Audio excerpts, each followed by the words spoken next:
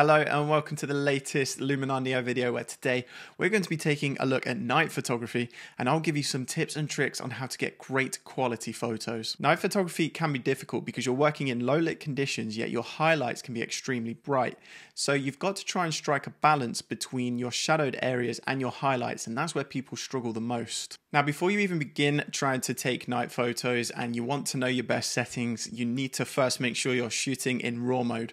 RAW mode gives you a greater dynamic range across from your shadows to your highlights, meaning that you can retrieve more information in those areas when it comes to your editing process. So once you've done that, then you can start shooting, but always keep this one key rule in mind. Always shoot for the highlights. That means they've got to look great in camera. See, when we're shooting in RAW mode, we can actually retrieve a lot of information from those darker areas, but those highlighted areas, not so much so. You may be able to retrieve them a little bit, but you don't want to be relying on that. So make sure that those highlights, they look great in camera and not too overexposed. So that series of before and after images, that shows you what I generally try to aim for when doing night photography. Now, unfortunately, I cannot tell you the exact settings that you need to use, and that's because the amount of light that's available varies greatly from scene to scene, street to street, etc. I'm constantly having to adjust my settings as I go along, and you will probably need to do so as well. Now, what you can do is use those settings that you've seen on screen, use those as a jumping off point, and then adjust accordingly. So once you've got your photo that you're happy with and your highlights aren't too overexposed, let's jump into Luminar Neo and get to work with our edit. So I'm going to jump straight into the Enhance AI tool. It's going to be a quick and easy way for me to correct the exposure in my image. Now, when I adjust this slider, notice how it's only brightening up my shadows. My highlights maybe ever so slightly, but they already look pretty good and they don't need too much attention. So it's lifting my shadows now and the scene looks more balanced. So we're going to add some texture to the shot. And I really like to use structure. You can see the details in my shot now look more prominent. And then let's go down to vignette, and we will bring the attention into the center of the frame there by darkening, shadowing the corners like that. Okay, and now that that's all done, it's time to move on to the color correction. So we'll jump into the develop tool and bring down the temperature of our shot. And that will help create a moodier feel, bring in those cooler tones. And then once that's done, let's go down to the color harmony tool. Now, for my image, obviously the highlights are red, so we'll want to contrast those with cooler shadows and midtones. So we can do that within the color harmony tool. And this will help us create a more cohesive palette. So I'm just going to work on the shadows first. And we'll do the same with the midtones as well. So we're drawing the tones away from those warmer yellows and reds and leaning them more towards blues, and even a touch of green as well will help. And then it's the opposite for the highlights. We're bringing them to warmer tones, reds and yellows, and we'll probably leave the magenta and green. We'll leave it there. Now, I really like using the color harmony tool because it gives us a lot of control over color correction, as you can see here.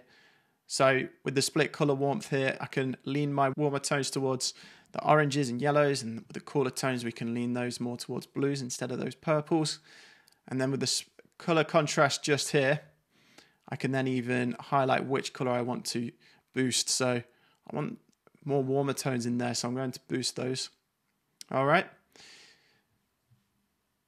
And then, as I've mentioned in other videos, I will use the landscape tool for my highlights. You can see the before and after just there. It just boosts, gives warmer colored light sources that little boost, which is great for neon signs, especially this one.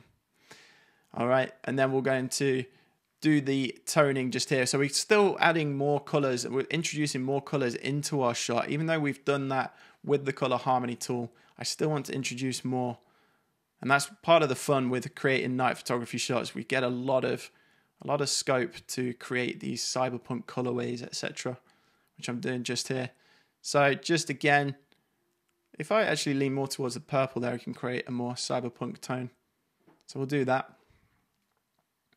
And then, as always, I'll finish up with fine tuning using the color tool. I always do this right at the end, and I can achieve the mood that I've set out for them by fine-tuning the hues, the saturations, and the luminance. And I'm going to try and get a more teal tone.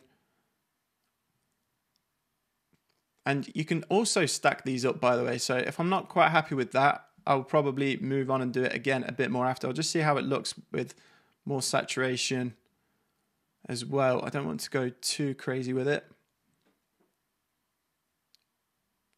Yeah, let's do one more. And basically, you can just stack them. You can do these as many as you want if you've not quite achieved the look that you're going for. So I'm going to, if you can see there, I've really managed to achieve a more teal tone by just stacking those color tools on top of each other. And I'll bring those purples and magentas over as well. And let's also just bring out a bit of luminance there on that neon sign.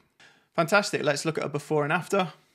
And there we go. That is a dramatic difference. And I really love this shot. It's a recent one, despite the Christmas decorations in the window. This was actually taken during April. Okay, there you go. So I hope you enjoyed that and you got something from it. Over on the Luminar blog, I've actually written a few articles now on night photography, giving you tips and tricks and further details on how you can get great shots at night. It is a tricky genre of photography to just jump straight into. So I recommend patience and building it up slowly and slowly, experimenting more and more, and you will eventually start to get some really good shots. And then, of course, jump into Luminar Neo and explore all of the color correction tools that you have available there to create some cyberpunk or other neon types of photos. Now, I'll be back again soon with some more tutorials, tips and tricks. So I'll see you in the next one. Goodbye.